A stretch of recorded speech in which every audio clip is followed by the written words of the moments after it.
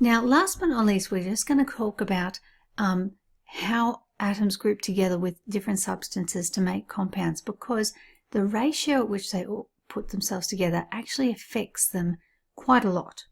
You wouldn't think it, but it really does. I'm going to give you an example. This is water. Water has 1 oxygen, that's him there, and 2 hydrogens, that's them there.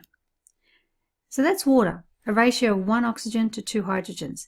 And as you know, that's quite a simple compound that's really safe, doesn't hurt us at all. However, if you add just 1 more oxygen into water, this lovely little molecule turns into a great big gremlin, because that becomes hydrogen peroxide, which is bleach. That's what we put on our hair to take the dye out and stuff. It's actually quite a reactive substance, and it's certainly not something you would drink. So it's not just the type of atoms that a substance is made out of. It's not always just about how they're organized, but it's also about how many of each different type of atom that determines how a molecule behaves.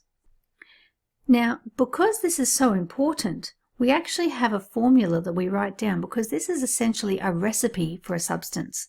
Not just what type of atom is in it, not just how it's organized, but how many of each atom are in it. That's the recipe for that substance. We call it a chemical formula, and we've got one here to show you. Water, you already know its chemical formula, H2O. It's something that's been advertised and it's on TV, and that you see it all the time. That literally means 2 hydrogens and 1 oxygen joined together. Bleach, because it has that extra oxygen added, is called H2O2, because it says we have 2 hydrogens joined to 2 oxygens. So that chemical formula, in essence, is the recipe that tells us what that substance is made out of. Not just the different types of atoms it has, but how many of each. That is really important.